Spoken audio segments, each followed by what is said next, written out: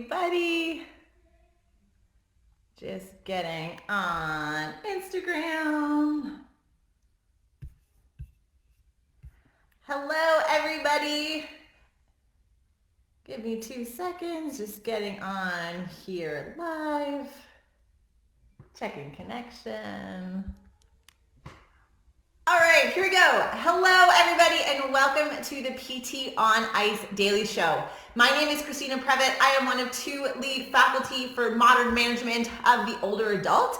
We are a conglomerate of courses that include our online essential foundations and advanced concepts, as well as our live course. We are going to be honestly just hitting the ground running in 2021. I am so excited. We have our new online essential foundations starting January 6th, and we only have 2 spots left in that course, which is super exciting. And then if you've taken our essential foundations course, our advanced concepts is starting on the 13th, and we are super excited to take all those things that you learned in essential foundations and apply them to very distinct and advanced clinical populations. Hey Jeff, how are you?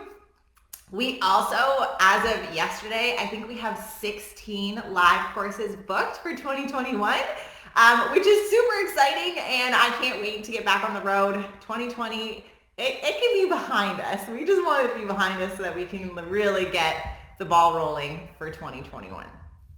Okay, so what I thought we were talking about today is one of the things that a lot of people ask us about or talk about when we are speaking about rEMOMS, which is rehab every minute on the minute, and I'll talk about that in a second, is it's very easy sometimes to conceptualize how we can translate exercises that are traditionally thought of as being more oriented towards the athlete and bringing them to a high functioning older adult.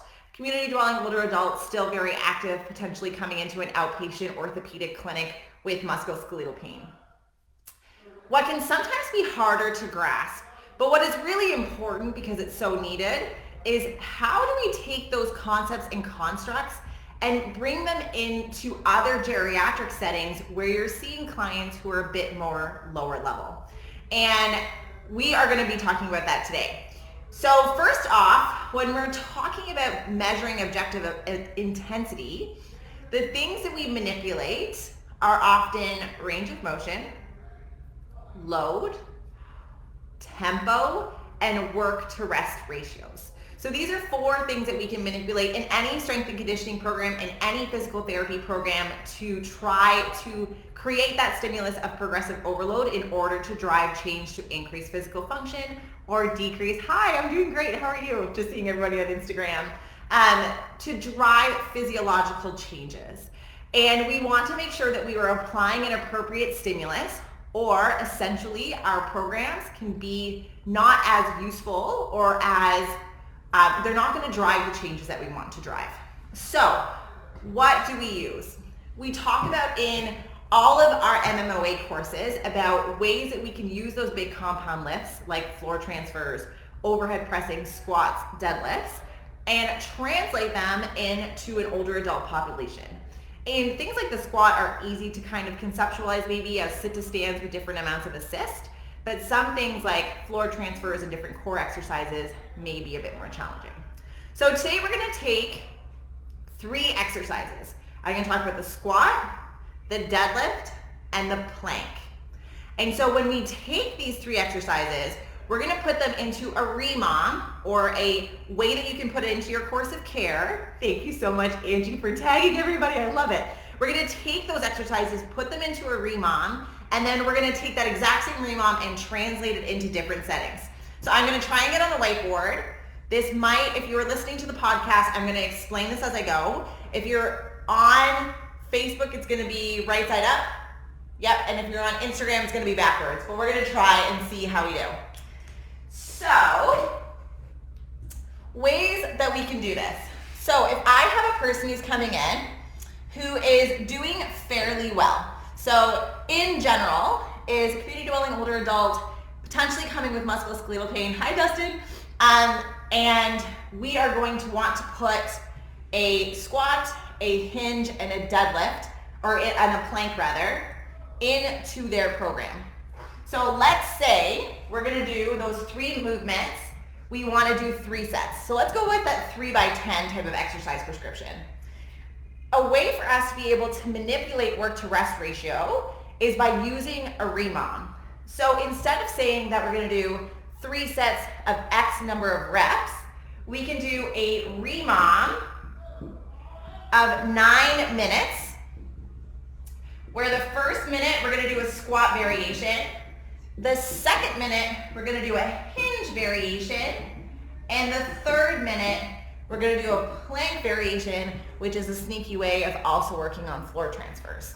Okay? So if everyone's following me so far, so we take these 3 things. A lot of times we do 3 sets anyway in our course of care, but now we're just working specifically on manipulating work to rest ratios by placing them into this time-focused domain. Now, when we get into the REMOM, there's a lot of different ways that we can manipulate this. We can get them to do a certain amount of time to rest. So that can be, I want you to do sit to stands off this bench for 30 seconds, and then you're gonna rest 30 seconds. You can say, I want you to do 10 repetitions because you know that 10 repetitions is gonna take roughly 20 seconds and you want them to have 40 seconds of rest. Or it's gonna take them 40 seconds and you want them to have 20 seconds of rest. So you can play around with this. And the important part is that the first time you do this, you are not going to get this perfect. And you may need to manipulate this on the fly. A lot of times I can say, okay, the first minute I want you to do 10 squats. And sometimes it takes my clients 10 seconds and I was like, shoot, that is way too little work in that time domain. Next round, I want you to do X amount. So this is not hard and fast rule. So for my outpatient, this can be like a sit to stand to a bench with a weight in hand. So like, let's say they have a 10-pound weight and we're gonna get them to do 10 reps in the minute. Number 1. So hinge. If I'm teaching an older adult to do a hip hinge, oftentimes we use a top-down approach, and often we get to use kettlebells. So we can do a kettlebell RDL with that same 10-pound weight, and we got 10 repetitions. Bam!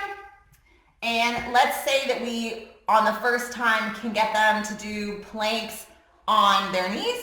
So we get them down to the ground and they're gonna do 20 seconds of the plank on their knees, hopefully that they can withstand the pressure on their knees.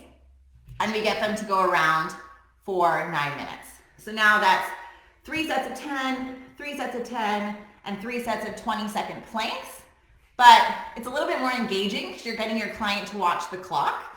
It is a way for you to really manipulate work to rest ratio. And this is something that can easily go into your program and is a very efficient way to get quite a bit of work done. So here is a REMOM for the outpatient setting. So what happens if you have a client and you say, Christina, like, there's no way my client could do this. How can I change this? Let's go to a person who is more homebound. So let's say they're min to modicist with a lot of things.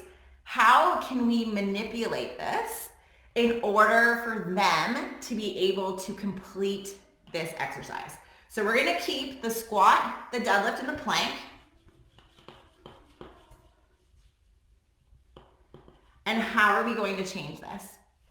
So this may be, instead of doing 10 repetitions, we're gonna get them, I'm left-handed, sorry. I'm gonna get them to do 5, and we're gonna use an upper extremity assist mini squat, working on range of motion, so unweighted. For the hip hinge, if they don't have a ton of standing tolerance, then we could switch this to a seated TheraBand hinge. So instead of having them stand up, we could get them to hold on to a TheraBand that's wrapped underneath their feet and do kind of like a hinge movement. And then we can get them to do a plank hold against a counter in their home and keep that 20-second time domain. So now we're taking, instead of working with a higher level independent older adult, this is for somebody who needs min to mod assist, is more homebound for some of my clinicians who are working in different skilled nursing facilities or with clients who are in the home. Same 3 exercises, same time domain, but different ways for us to manipulate work time and rest. So now we're taking it down a level. Okay, so now what if I have a client who is essentially wheelchair bound or really has a need max assist for a lot of different activities? How can we manipulate this to make it so that they are getting a stimulus in this REMOM pattern as well, and we are still trying to drive changes in function? So now, instead of 5 repetitions, I'm gonna do 1 to 2 repetitions from wheelchair to standing with assist. So now I'm taking this down to a person who is very low level. The deadlift, I'm gonna take my rep range down to 3 to 4, and I'm gonna use that TheraBand hip hinge seated variation again. So same scaling modification, volume has been brought down because the idea is that that it's gonna take them longer to complete the work and that their endurance for completing these types of tasks is gonna be down. And then a plank variation, we can get them to stay seated, and with a small weight, over here, we can get them to do some resisted, just holding weights out in front to get a bit of core activation in a seated position, or we can get them to scooch in their chair and do eccentrics. I'm gonna do the core variation. So I'm gonna go like the static hold times 20 seconds. Okay, so now we've taken these same 3 movements and we've brought them down again. So volume is lower. Modification and supervision required for the sit to stand is higher. The deadlift, we're keeping in a seated variation, but we're still getting some strengthening of lumbar extensors, and just we can manipulate the amount of tension on the band based on the strength that a person has. And the plank variation, we're keeping in sitting as well. So we're getting a bit of core activation here, but we're really doing the main skill we're trying to work on right now in terms of like the max amount of effort is probably going to be this squat, where they're trying to get up from wheelchair to standing. So again, we've taken the same time domain, 3 sets for each thing. We allow an appropriate amount of rest, especially if we're thinking that one sit to stand is almost max effort for this client. Now we're gonna give them, say that's gonna take them 20 seconds to do. They have 40 seconds of rest and then 2 seated exercises, which are still gonna give an appropriate stimulus, but are going to allow them to at least have a little bit of recovery so that they can do the sit to stand again. But we're not just sitting and waiting for 5 minutes in between sets so that they can recover enough for your client to be able to do this again. So this kind of rubric can be really, really helpful for breaking this type of activity down to allow you to modify this for a variety of settings. And so I hope you all found this helpful. Sometimes I think I need to be a bit more clear in my language around how we really can change a lot of these movements, that this is not just applicable. AMRAP sets, strength and conditioning principles are not just applicable to our high-level older adults who are working in outpatient orthopedics. This can really be translated to any setting. Julie Brower, who's one of the TAs for our modern management course, she does this in acute care.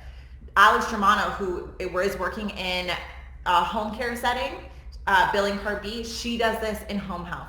So there are different ways for us to implement it, but oftentimes it just takes practice, and you're not going to get it right all the time, and that is totally fine. And so if you have any questions about how to use this, I really hope that you just kind of take a look through and see how our logic went. We also have a free resource. Alex Germano wrote a REMOM book for the older adult, which gives you a ton of ideas on how to implement this in your setting.